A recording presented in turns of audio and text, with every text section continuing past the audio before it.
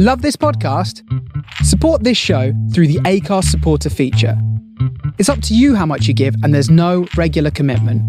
Just hit the link in the show description to support now.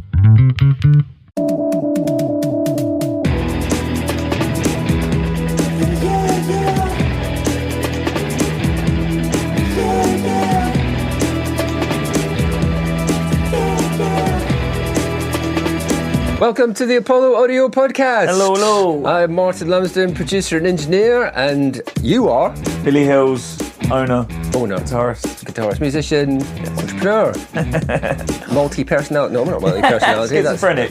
Yeah, so that's an illness. No, not that. How have you been, Billy? Oh, good. Yeah, how about you? I've been, pretty good. We had a busy few days, didn't we, really? Yes. Yesterday was a long day in the studio, which we We'll can't talk about. Yeah. But Hopefully one day. Yeah, really, really exciting. Yeah, first for us. A first for us, and also some pretty top-level talent involved. Yes. Can we say that? Yes. I mean, that'll definitely. lead people entirely down the wrong path, probably. Yeah. But yeah, that was really interesting to do. Like we were saying as we were doing, isn't it? There's things that you know how to do. Yeah. And then you just stretch those boundaries a little bit. So like, I know how to do this, but I don't know how to do it like this. To this level, yeah. At that level. Yeah, it was really interesting. Yeah.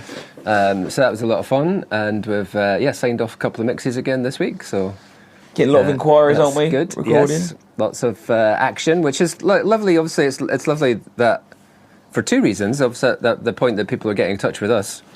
Saying that they want some assistance with making recordings, but even like before that, the fact that people are wanting to make recordings, I find really heartening. Yeah, that there's so much activity, that there are bands that are getting together, they're writing original material, they're out performing, and they're not just thinking, "Oh, I could just do this on my computer at home."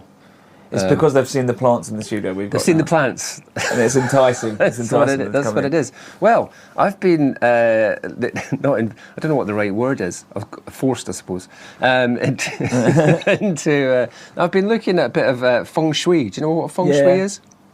Do you know what it is? It's just making it like minimalist and looking nice. And well, like it's sort of is. It's not window. really that. It comes from Chinese culture, so it's all about sort of the energy zones in your house and stuff like that. There's a little about sort of cleaning and moving things around, but it's not necessarily minimalist. But it's like there's zones in your home that represent different parts of your life. So you've got your sort of financial bit of your life, you've got your friends and family bit of your life, and all that bit. And apparently, according to feng shui, bits of your home represent those more strongly than others because they've got that sort of energy in them. It's all related to your front door. So the point of that is that, as you said, things like putting plants, especially if you put them in the right place, feng shui will say, that's good. That's going to give you personal growth, or that's going to mean your travel plans are going to be stronger, Let's cover or the more place practical. So you're saying like putting plants in makes a difference? Yeah. Yes. According to the Chinese, it absolutely does. We were talking a bit about AI last week. Yes. That who was at Bandcamp that said they're not going to have any generative AI content on their platform. It's sort of connected to this, but not really connected to this. Do you know Suno? You must have heard of Suno. So for anyone who doesn't know, Suno is a AI company that basically just generates songs, right? So they are that thing that Bandcamp are saying we don't want. It's basically, you say to Suno, I don't even know how it works. Do you say, like, I've got a rough idea for a song, and it goes, here's one? I don't think you have to put in much more than that, do you? Yeah. And I saw the CEO, I think it was, of Suno on an interview, somewhere on Instagram. And he was saying, he was being challenged about it. He said, well, the thing is, the reason why Suno works is because making music's really hard. You have to learn music, you have to learn an instrument, you have to sort of understand how things work. And this is way too hard for most people. Like, so why do it? Yeah. So don't do it at all. It's like, writing's hard. Running, the guy that was interviewing said, it's a bit like running, isn't it? Running's hard. Yeah. But you do it because you want to get better at it, and then you start to enjoy it, and then you get pleasure out of it. And it's like, it's hard though. It's not. So he's got no musical background or anything like that? I don't know what his background is, but I thought, like, as a defence, that feels like... It's a bit flimsy, isn't it? A bit flimsy. I mean, it is going to say, you want to write songs, but you can't be bothered. Here's Suno. Well, you're not writing the song then, are you? Do you think the general public, it was like the next, like... I don't want to say Gangnam Style, because that's a different song. If it was the next, like, Bohemian Rhapsody, or just like a cultural like hit, do you think the public would care if it makes them feel good? Will they still listen to it? No, and I wouldn't argue with that, because it's novelty, isn't it? It's novelty. I mean, people put effort into novelty hits, I suppose you would say. You talked last week about the I Love Sausage Rolls thing. Yeah. Which is that's somebody else's song. I mean, it's I Love Rock and Roll. Yeah. They've really only changed 2 words to make it into a joke. Genius. But they had the idea and they did it for charity. So it's sort of hard to knock that. And, massively sick, partly because it was for charity, I suppose, partly because it was a joke, partly because it's easy to stream, all that kind of stuff. So those things will become hits. There's a lot of people who don't care about music to the same extent that we do, in terms of the level that we listen to it. And I don't mean that to be too critical of those people. It's just like, background music is fine, just as long as there's something making some sound. I'm not that bothered about what went into it. There was always what would you call it, lounge music or elevator music, all that kind of stuff. Weird versions of songs that you hear in elevators that are like, I sort of recognise that, but is it a thing? It's lounge, isn't it? It's just music. Yeah. I think there is a Isn't word. Isn't that Wonderwall version of lounge? Yeah, well, that's good. But that Mike Seeds Pops. No, Mike Flowers Pops. Yeah. Version of Wonderwall. But yeah, again, there's a lot of effort gone into making that as a pastiche. Yeah. But yeah, it was in a lounge style. Do you know what the style is now? Every single movie trailer has to have a slowed down piano version of like an old song. Yeah. So like the new Batman was Something in the Way by Nirvana, but even slower and sadder with a piano. I heard one with Black Hole Sun on a trailer. They just love slowing stuff down. Like you've already got the hit, and now they've got this like sort of loungy sort of formula where they'll just space it out, reverb and piano. Yeah, John Lewis did that. They started it. It's their fault. Is that their own genre of music? John Lewis Lounge. Or was it John Lewis? Like the Christmas advert was always a bit like that. Wasn't it? It was kind of because Lily Allen did one topically that we were talking about a couple of weeks ago. There's that Oasis one. Oasis. But I mean, so I suppose these were a little bit slow anyway. That Tears for Fears track they used on Donnie Darko, Mad World. Oh, Mad World, yeah. That was kind of that feel, wasn't it? So that's going back. So it's been around for a while, I suppose. But like I said, it seems to be in every single trailer utterly now. Ubiquitous now. It's like, I know this song, but somehow it's been turned into something like nice and enjoyable to something slightly menacing. Yeah. or depressing. Menacing and depressing. We'll come back to that later. Probably. It's a whole duo now. Menacing and depressing. We were talking about the Brit Awards. You were talking about who are they getting on to play, and no one's been confirmed yet. Because I think you were saying that why don't they get some sort of interesting bands and different people on to play? Nothing's been confirmed yet, but the names that they're suggesting might be playing, and this will prove your point: Bruno Mars, C-Mat, Harry Styles, maybe Olivia Dean, Lily Allen, Wolf Alice and Pulp. I like the last two you mentioned. Yeah. But still the point that you made is valid. Is like, well, of course it's going to be them. Yeah. Breakthrough artists, Barry Can't Swim, SD Kid, Jim Legacy, Lola Young and Sky Newman. I mean, surely you get one of them on. Yeah, exactly. Artists, that's what I'm talking about. Give them a bit of exposure. And SD Kid will be interesting because it's not the norm. I know he's popular, but it's not like something your mum and dad are going to listen to. That's what I'm sort of talking about. Yeah. There's something to make... I want something to make, like... the parents scared that the kids are going to listen to it. Yes!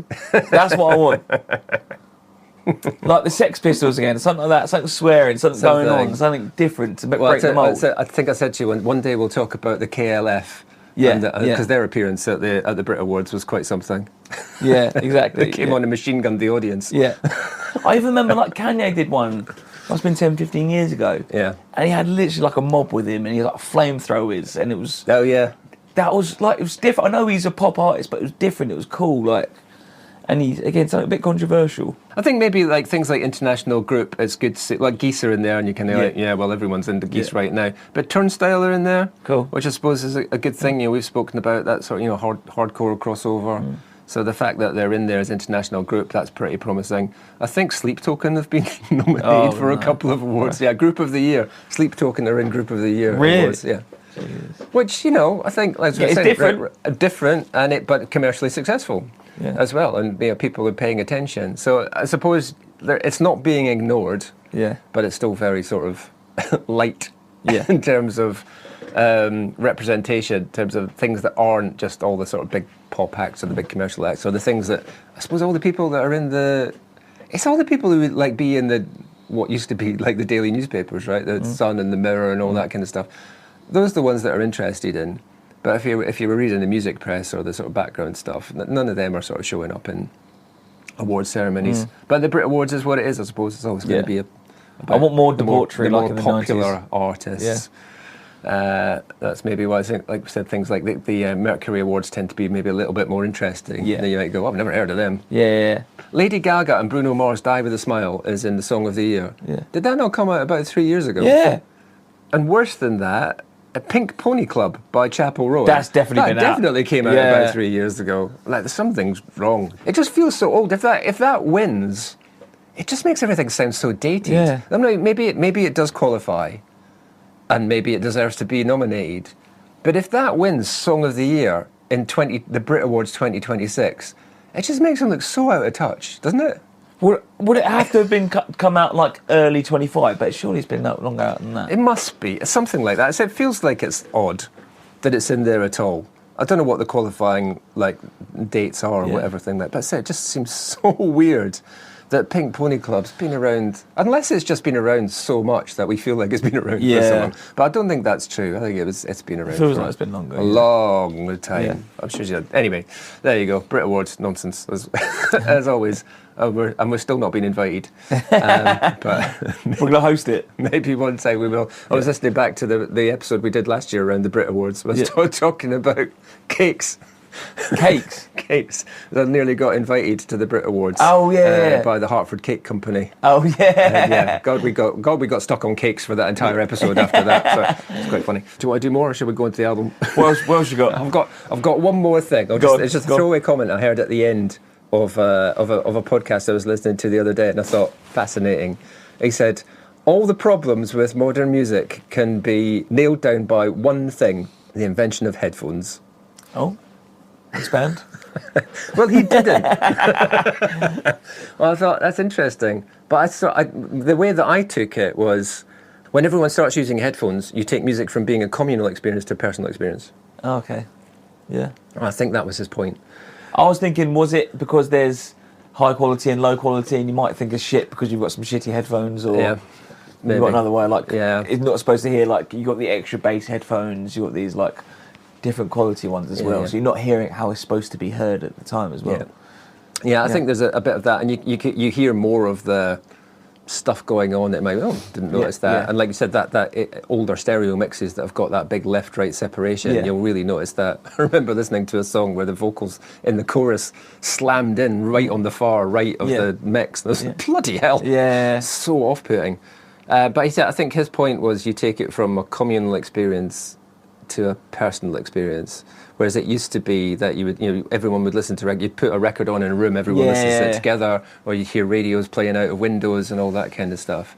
But the minute you go into the sort of Walkman culture and headphones and all that bit, everyone's listening to music by themselves instead of together. I'd much rather that though, and then them playing out loud on the phone on the train on the way to work. Yeah. I'd much rather you have the headphones. Yeah, that would be worse. Can you imagine everyone no one was doing that. I mean, I think.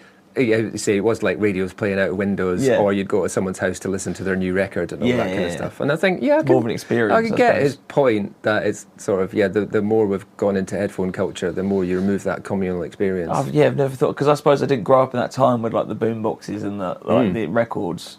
It's always sort of been, I suppose, like now you can just share a song, can't you? Like and Spotify's got this thing now where, on WhatsApp, where you send the songs, they've saved every single song you've sent. It's really cool. Oh wow!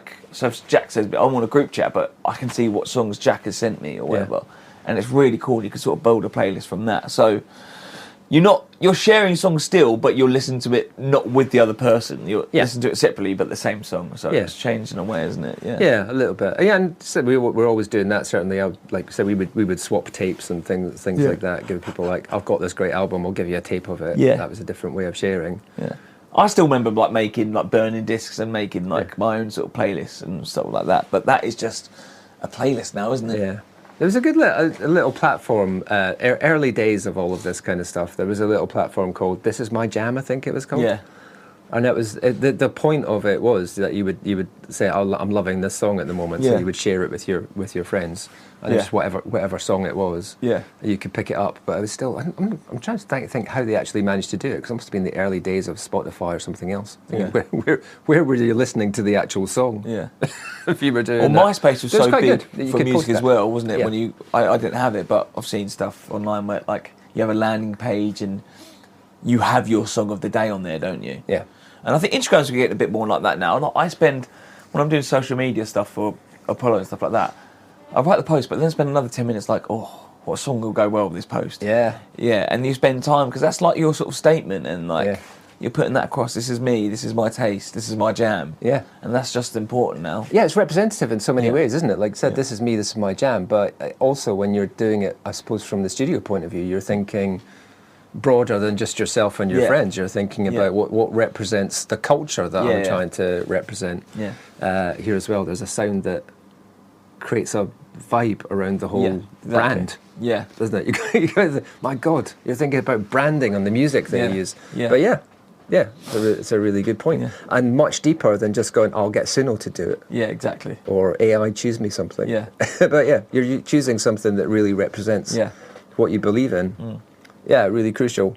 But that was a good point. That is a good point. I've never thought like that before. No, I hadn't. And I have to say that podcast is really good, but it's also really annoying sometimes. They're just. I wonder at what point I'll reach there. There are a couple of old guys who've been in music for years and years and years, and sometimes I listen to them and go, "Shut up, you idiots." Move on. You idiots, move on. Shall we move on? Yeah, go on then. That was a good segue.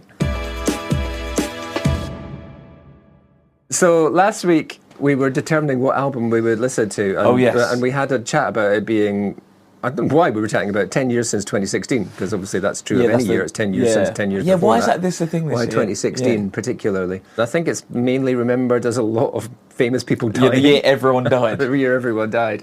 But I think it's kind of tied up with things like Brexit and stuff like that as well, I think. Yeah. All happened that year. So maybe that's why it's memorable. But then we were recollecting that, is it James Acaster? Yeah. James Acaster had written a book. Yeah. 2016, A Great Year of Music. Or like the best year ever, Yeah. Because I think his premise had been every year has loads of good music. So it's not like there's an era. Yeah. You could pick any year arbitrarily. Yeah. I'm not sure why he picked that year. Yeah. But you could pick any year and you'd find loads of great music, which I think is a great principle. Yeah. And well done, James. But 2016 was the one. It was 10 years. And we were trying to think about what album we would review. We would listen to. Yeah. We couldn't be bothered to Beyonce, could we? Listen this week. Well, there was how many was there? 12? Yeah. Something like that. Beyonce's Lemonade came out that year. Yeah. And I think both of us went, really, Beyonce? I mean, maybe we should, probably. One day. But we just definitely weren't in the mood for it. And there was a few to choose from. I suggested, just because it had been a lot in the news recently, because it being January 2026, and David Bowie died in January 2026, which also coincided... He died in January 2026? 2016. Oh, wow. Yeah. He's been in hiding. He's like Elvis Presley. Yeah. He's working at the petrol station down the road. He didn't really die. 2016, January 2016. 2016? January. This is Christ, he's well old. January 2016. He died, which also coincided with the release of what was obviously then going to be his final album. Yeah. So I suggested that we do that because it had been talked about elsewhere a lot. Yeah. So trying to be topical and get hits. Yeah, it's clip farm. That's been good. Good for clip farm and good for hashtags. Yeah. I thought, shall we do Blackstar, which was David Bowie's final album, which was released 2 days before he died. Which was before he died, wow. When it came out, nobody knew he was going to die, obviously. Yeah, so it was like, David Bowie's new album, that's a bit of a surprise. And then, David Bowie died, that's more of a surprise. So he didn't announce that he was going to release it? No, it was he'd done it twice. He'd done it a couple of years before. I think there'd been a couple of singles, so maybe it was less of a surprise. He'd released the album the next day, I think a couple of years before, which was a complete, I think anyone knew that was coming. Yeah. Because it had been a good 10 years, I think, since he'd done anything. And then this new album arrived fully formed. But actually, maybe not, because I know there had been singles released, or tracks had been released that were on the album. There was a single off so his maybe album. this wasn't. Yeah. Right. Yeah. 10 years ago, people were still releasing singles, and to follow up on things that we said in previous episodes, and making videos for them. Yeah. As well. Yeah, I remember this video. Yeah. So Blackstar, David Bowie, it was a big deal when it came out. Yeah. It was a big deal when it came out anyway, and obviously became even more of a deal when he subsequently died 2 days later. And then it sort of became clear that this was an album that he'd created whilst he knew he was dying. So yeah, you can definitely sort of hear that. Had you heard it before? No, I've seen the videos, but I can't remember. Like, there's no like earwig moments for me where like.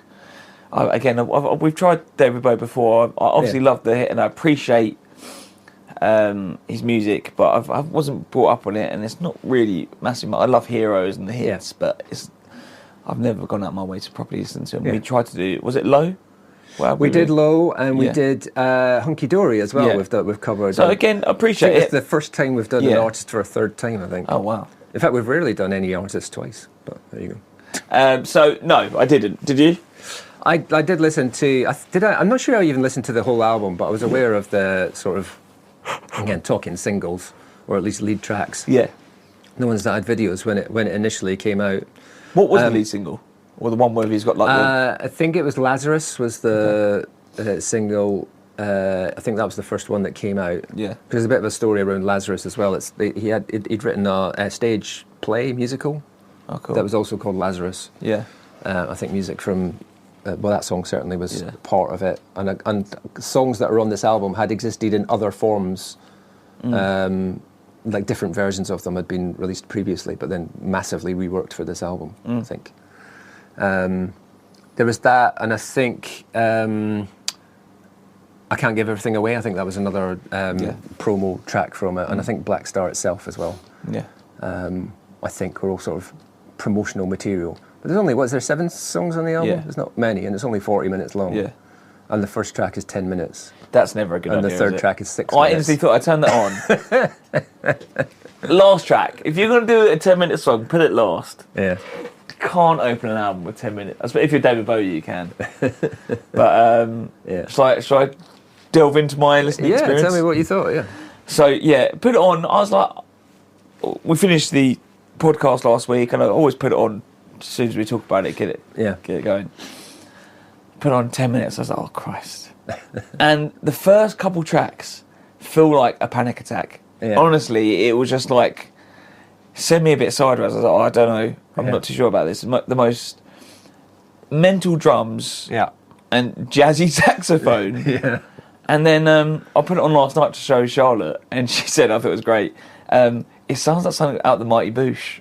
The first track. Oh, you're afraid of the jazz. Yeah, you can't handle the jazz. And I was like, I'm not really sure about this. There's all a bit, and musically, it's impressive. Yeah, I've got to give that. But it feels like more of something. It feels more of the genre of like what we've done with like when we went through like the Weird album. Maybe we should have done this album last month. Yeah. It feels like we said we weren't going to do any more challenging albums, and then this. Like, especially like the first 2 or 3 tracks. And again, great instrumentation. You've got to appreciate it. But I don't know if I'd want to listen to it again as like a sort of. It felt. Tell you what, it made me feel something. Yeah. It didn't make me feel nothing like pop stuff. That it made me feel, oh my god, and maybe about like he's got this death. He knows about death coming, like this sense of impending doom. It made me feel that. But I don't really like listening to music that gives me anxiety. Yes. And there's a couple. I found it a bit jarring in places, first few tracks. But then the last 3 is like, I get it now. It takes you on a journey. And I think there are shorter tracks, a little bit more earwiggy, a little bit easier to listen to. Yeah. And I enjoyed those ones. Yeah. But then I tried again and thought, I'll get it. And it's like, again, the same sort of sense of it, anxiety and impending doom. And it's like, has he done that is it like an art sort of statement? Yeah. Or is this something you'd stick on the car to listen to and enjoy? And I was like, I wouldn't do that. Yeah. Did you have the same sort of feeling? Like? Yeah. I was sort of familiar. I kind of knew what I was expecting because I'd definitely heard Blackstar before, which is the opening track. So it wasn't like brand new to me. Yeah. My first reaction when I first started listening to it, surprisingly, I thought, this doesn't sound very good. No. But the actual sonic sound of it sounded a bit, I don't know, not quite there. It was like a poor mix or something like that was my first reaction on that first song. But it is 10 minutes long, but it goes through a sort of... It's like 3 songs, isn't it, I was going to say, there's 3 songs. There's definitely sections to it. So it breaks it up a bit. And I think even when I was looking at the track listing, I thought, have we moved to track 2 now? It's like, no, we're still on track 1. Because it does change enough. And the sequencing of the album is such that they do sort of lead into each other a little bit from time to time. But I did sort of get into it and recalled hearing what it was about. So, hearing it before. So I wasn't sort of thrown so much about it. But definitely track 2 okay. Lazarus, track 3. By the time that came on, I thought, this actually is really good. I really like this song, and I'm starting to really like the sound of this album.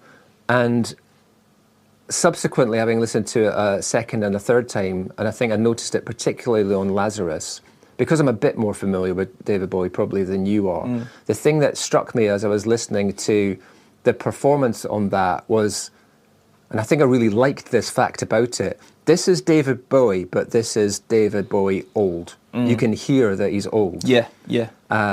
You can almost hear, for me, I was listening to a thing, I can hear how he would have sung this if he was younger.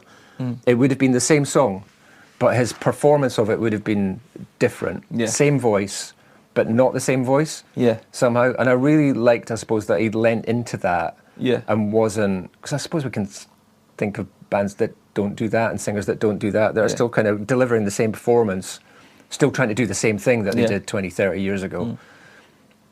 And I felt like he'd consciously gone, I'm not going to do that. I can't do that, so I'm not going to. So I'll just lean into my older me. Is an equivalent of this something like Radiohead, Kid A, something like that?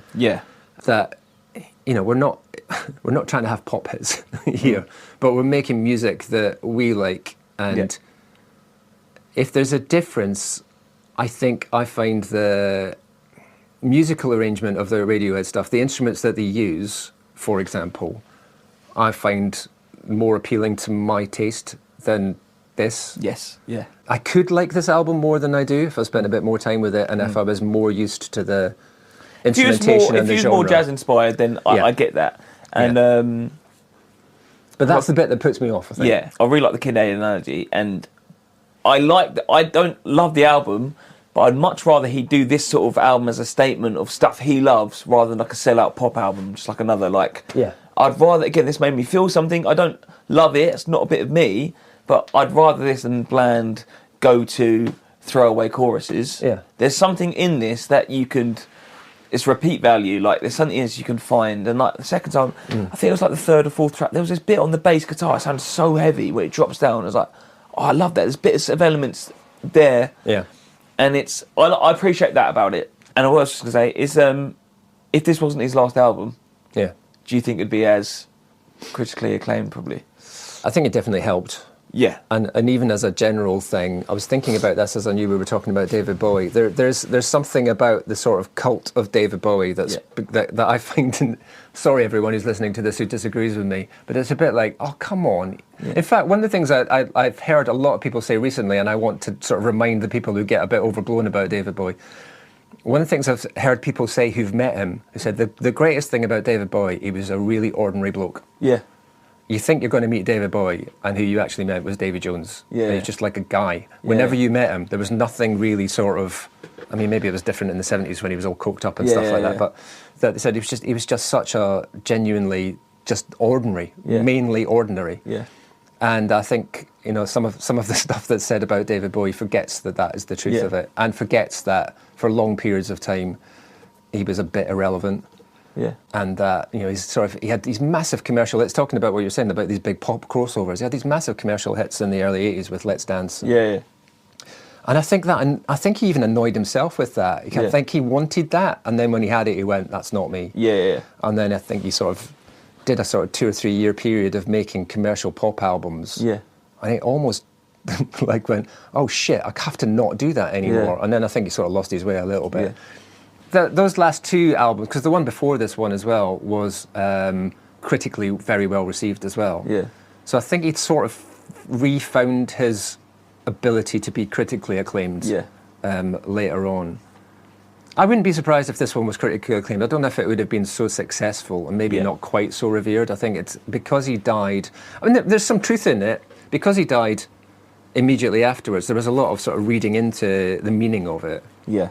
But equally, I think a lot of that was deliberate. I think he did know he was dying, and I think this is very much a I'm Dying album. Yeah. And I think all the people that worked on it said he knew. Yeah. Although there was a little tweak to that in that I think he had gone into remission whilst they were recording. I think he was sort of thought he was getting better. So, and he enjoyed the process of making this album so much. I think he had started to talk about what they might do for the next one. Oh, wow. But always knowing that he might not do the next one. But I think he had started to think could be possible. Yeah. So it wasn't a definitive.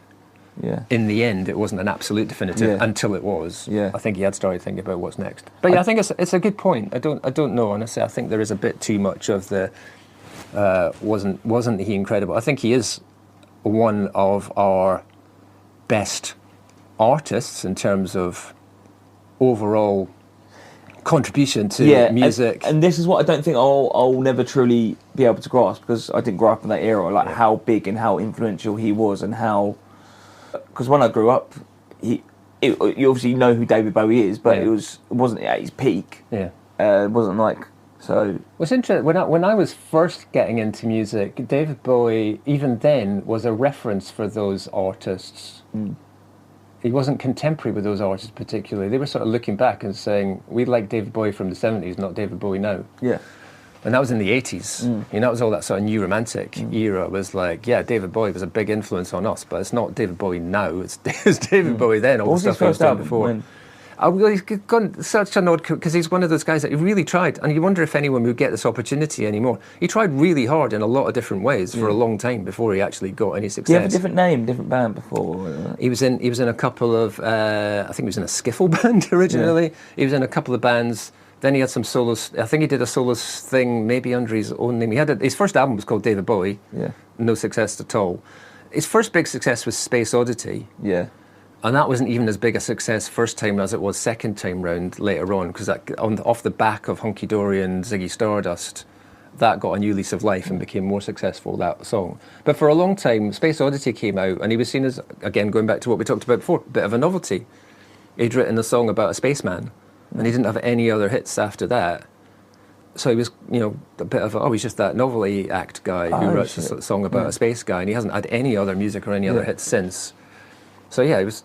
a good sort of almost 10 years, I would say, he was sort of actively trying to be a successful musical artist before he actually had that success and had that big success with Ziggy Stardust. Like 72 or 73, where Hunky Dory and Ziggy Stardust came out in the same year. Oh, wow. And that was just huge. That just went from nobody really knows who you are to, you're one of the biggest artists in the world. Of course, I didn't know he was around that long. It's just one of them people you think it's been a constant in your life since you can remember. Yeah. And you think you're always going to just... my one is, I think I'll be really, really sad when Jim Carrey dies. Yeah? I think I'll be like... Hopefully that'll be a while. Yeah. No, we're going to do the podcast curse again, aren't we? Yeah, let's do that. He's still a young man. Yeah. Come on. That's not going to happen. 2016 was a bit like that. There was so many... and Prince died that year as well, didn't they? George Michael? George Michael died that year. Carrie Fisher died that year. Terry Wogan died that year.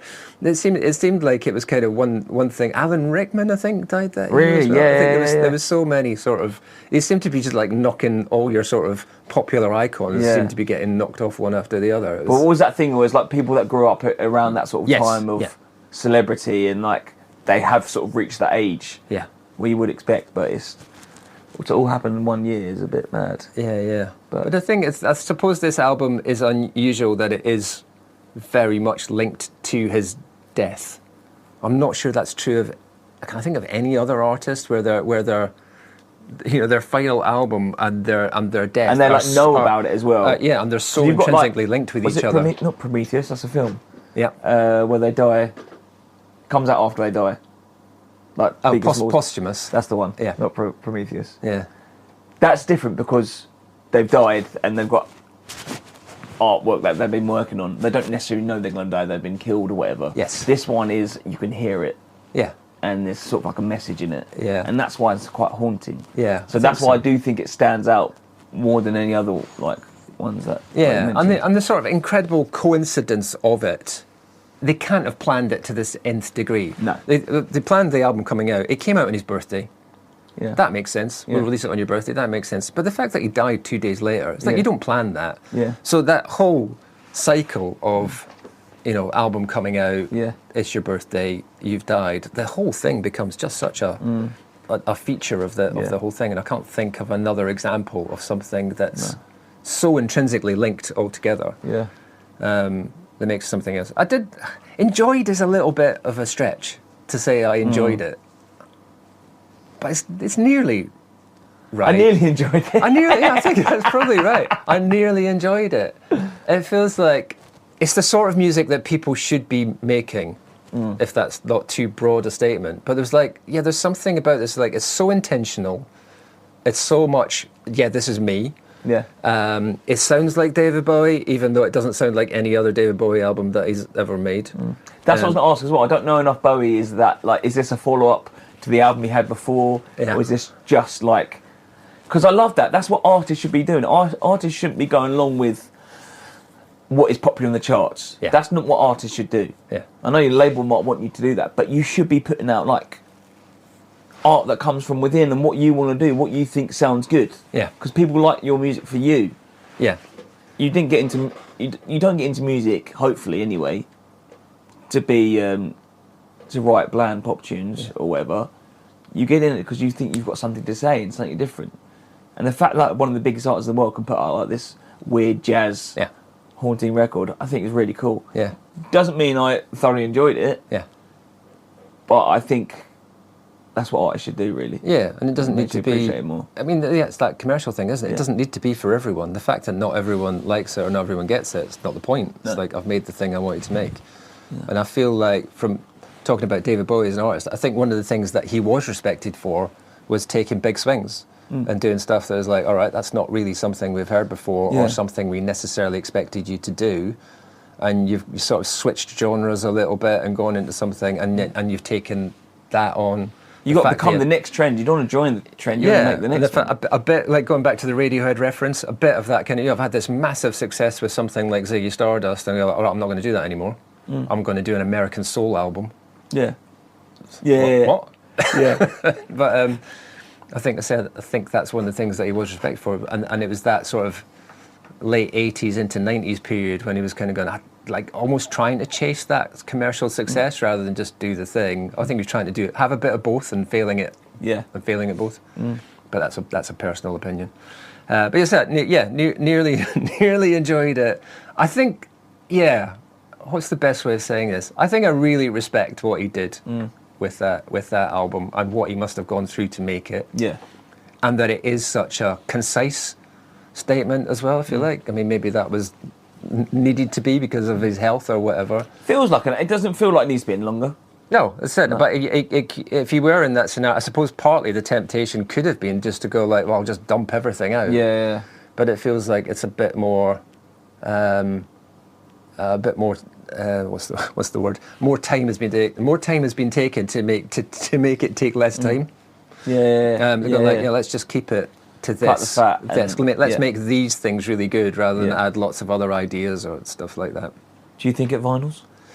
I think it definitely does. I don't think I would buy it, exactly, but it's definitely a vinyl album. Yeah.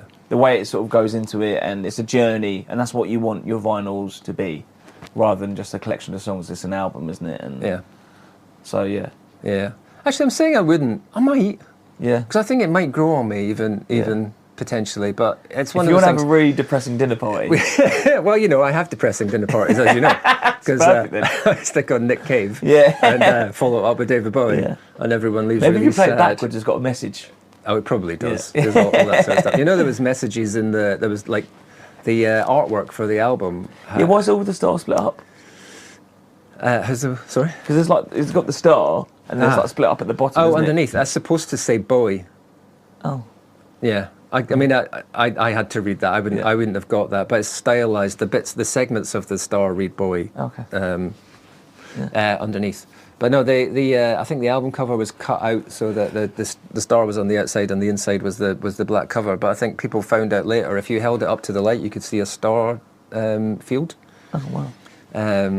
Something like that. So there was a lot of concept went into the whole thing, which is pretty cool. Do you remember the video? Just to wind this up. I remember him having like a black thing over his eyes and sort of levitating. Yeah, because he had like bandaged over his eyes with buttons sewn into it. Yeah, so kind of, reflecting back on that, he used to have these characters. They with the Thin White Duke and Ziggy Stardust and all that bit. This character was called Button Eyes. I think it's slightly terrifying. Yeah. Is it Coraline? That's a oddly scary movie for kids. Yeah. Anyone who's a Bowie fan has probably got this album, right? Yeah. You're not going to be a Bowie fan and not have this album. Yeah. If you're not a Bowie fan, would you buy this album? If you're into jazz, if you want to listen to something interesting and a little bit unexpected that you don't normally listen to, I'd definitely give this a go. It's not. I wouldn't say it's a great starting point for David Bowie. No. As with most people, if you want a starting point for David Bowie, Greatest Hits is a good place to start with most artists. It's obviously not what he's most famous for, and probably not what he's going to be most remembered for. It's still going to be Ziggy and all that kind of stuff. That's the thing that's going to last longest, I suppose. Mm. But 50-odd year career. Wow. And he signed off pretty strong. So he did. Talking about it actually made me appreciate it more than I actually thought. So that's why we do the podcast, isn't it? That's why we do the podcast. It's all about the discovery and why people are making music and how people are making music. If you would like to make music, good segue. Yeah. If you're listening to this and you would like to have a chat with us about your music and making your music, then do get in touch with us. The podcast is at Apollo Audio Podcast on Instagram, and you can write to the podcast Apollo Audio Pod @gmail.com. But if you want to get in touch with us about recording projects or anything to do with music that you'd like to discuss in your career, apollo-audio.co.uk is the place to go on the website. Yes. And you'll find all the details there. Thank you for listening. Thank you, Billy. Thank you, Martin. We'll do this again next time. For now, bye. See ya.